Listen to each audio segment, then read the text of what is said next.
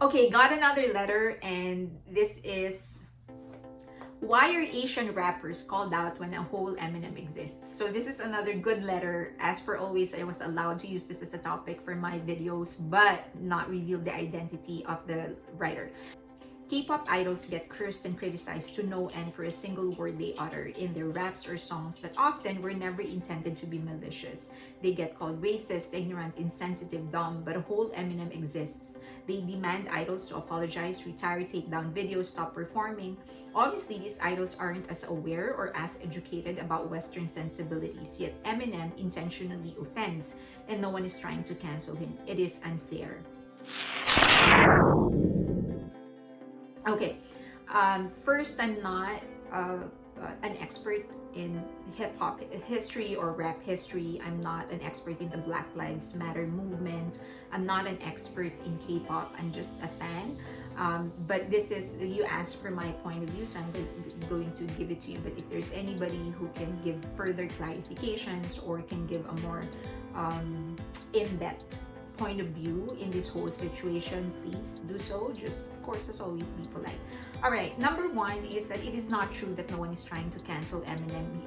People have been trying to cancel him from the very first day that he came into the consciousness of the mainstream industry. That's just never worked. So those are two different things. Not being canceled, no one trying to cancel is different from people trying to cancel you and that not working. So he's just he never cared about it. In fact, it was the opposite. When people were criticizing him about it, he went on different talk shows and actually talked about it. He ate them up. So he just never cared, and he never apologized, and his fans never cared. So it just never worked. And that's the same. It essentially, for anybody who has been canceled, the cancellation is only true to those who care. But if you don't care, then it doesn't work. So just, Dave Chappelle, for example, has been canceled so many times. He's still being canceled right now, but he's thriving. There's a whole walkout in Netflix that happened because people were complaining about his special. His special is still there. You can watch it anytime. The same thing is true for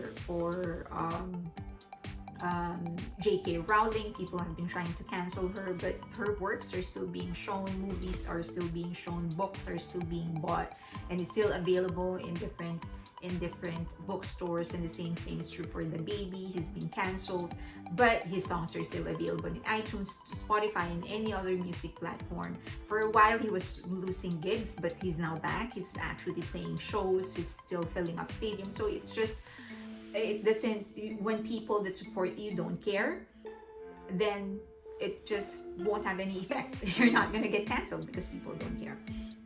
Okay, number two is that, believe it or not, he's actually pretty tamed. There's a lot of other rappers out there that are really out there. They don't just talk about misogyny, they talk about rape, they talk about dismembering bodies, they talk about necrophilia. There's just a whole lot of other things they talk about, and the flow is good, the rhyme is good, the lyrics are good. But when you listen to the lyrics and actually understand what you're talking, you're like, what the? But he's really pretty tame. He's a member. I think he's the leader of a group called D12, and many of the rappers in that are pretty out there. They actually make Eminem songs sound like a nursery rhyme. So there's, I think the name is Bazaar. There's some member of D12 whose name is Bazaar, and his raps are out there. So there's a lot of rappers out there. If you listen to the early works of Lil Wayne, Lynch Hung, there's Tyler the Creator, Tech Nine, there's Gucci Mane, Wu-Tang Clan. There's another one whose name is really King Gordon, something like that. But their raps are really out there. I remember one of the most controversial songs that Eminem penned is "As the World Turns." You should be seeing the lyrics on your screen right now, and it was, it was him with a gun talking to a girl, and the lyrics is, "That's when I see the bedroom door shut. I know you're in there. B-word. I got my gun cocked. You might as well come out now. She said, come in, it's unlocked," and whatever. So the lyrics should be on your screen right now. And then there's the song called Last Days by Onyx. and I can't even mouth the lyrics because I'm going to be banned in YouTube.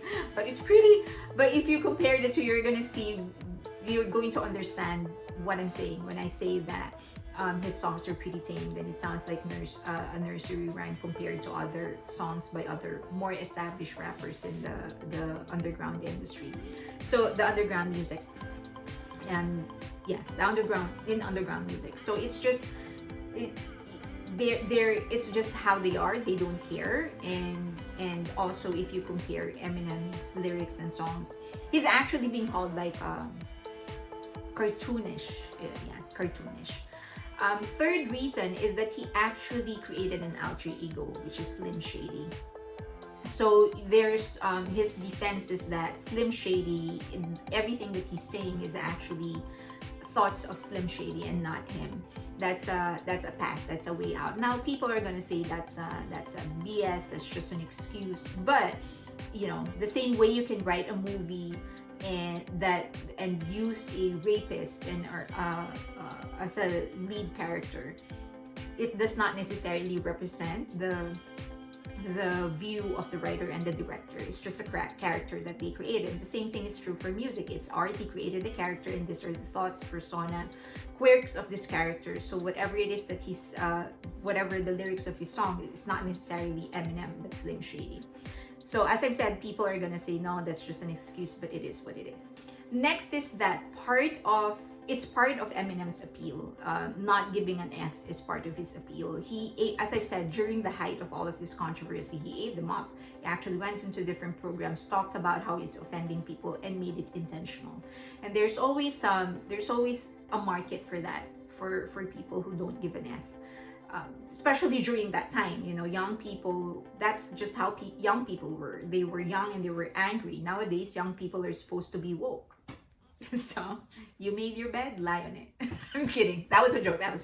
But there's still a market for that specific, that kind of a message, of the message of not giving an F and just doing whatever it is that you want.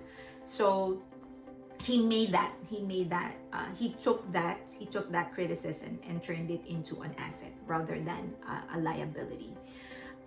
Next is that there's cancel culture, as I've mentioned, only applies to those who care. So Eminem's fans don't care. So if the fans of all of these artists, K-pop idols who are being criticized, if they don't care, then the cancellation is not gonna work because you'll still be there to support it. But if you care, then it's true. So yeah, basically people who support this artist, especially Eminem, let's just focus on Eminem. So people who support Eminem aren't bothered by it, and people who are bothered by it aren't his fans. Yeah, so you know, that's basically it. That's the end of the story.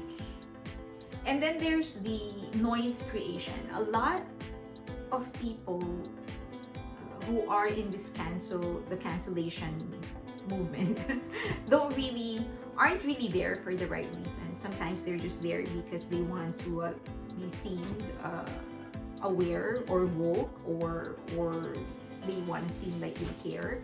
And there's, you know, people, it's just there's no authenticity to what they're doing. I think the biggest sign of hypocrisy is when you have the energy to talk about canceling somebody like Eminem, and then there's a bunch of women around your community that are being abused, and you're not doing anything about it, and you're not talking about it, and you're not raising awareness about it. Why bother? Why bother addressing somebody like Eminem when there are 20 actual, or how many? There are actual women within your immediate community who need help, right? So there's just that's absolute hypocrisy. And when there is hypocrisy involved, at some point it's just the movement is going to give in. So part of that is that part of the reason some of this cancellation aren't working, and that includes the cancellation of Eminem. It doesn't work because many of these people who are trying to cancel him can't be bothered to help people that are more accessible to them, that are closer to them, that actually need help. And to me, as a personal note, I just think that Eminem is good. I know that there's a lot of people out there who actually don't like his rapping, regardless of the subject matter, and I respect that. We all have different tastes, but personally, I like him. I like Eminem. I like his style. I like his flow, his lyrics, his rhymes. I like it, and I think I'm able to identify the difference between music, marketing, and my personal values. I am never ever going to use a rap song to make a life-changing decision. I'm never gonna take guidance. A rap song is not gonna guide me on how to raise my children. Eminem is not going to guide me on how I will take care of my own family. Eminem, or any other rapper for that matter, is not going to guide me on how I will show my love and affection towards my own family. That's rap music that I listen to because it's fun, especially when I'm driving and I feel like I'm tired. You know, I don't want to fall asleep. I'm gonna listen to Eminem and other rap music because most of them are angry, or they sound angry. It makes me feel alive. So, and it wakes me up, sorry. So I am able to sort of delineate between entertainment, art, and my actual life. So it's just when I listen to his songs, it's just rap music for me. It is not a mantra. It's not my guiding principle. It's not the 10 Commandments.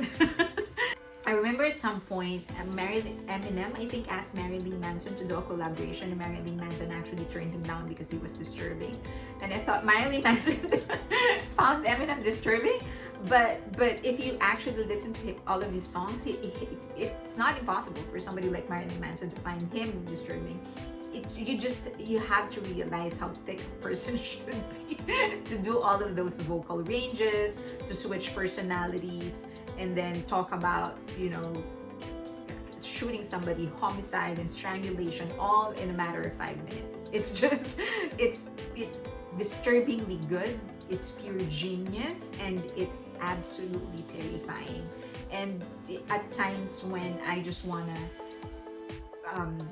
get out of a certain situation through my head and, you know, just be free of all my worries and all of my problems, I do want to be able to enter another dimension that is totally removed from who I am and from my own situation, and just be in there and watch things without having to participate. And Eminem, and among other writers, actually give me that.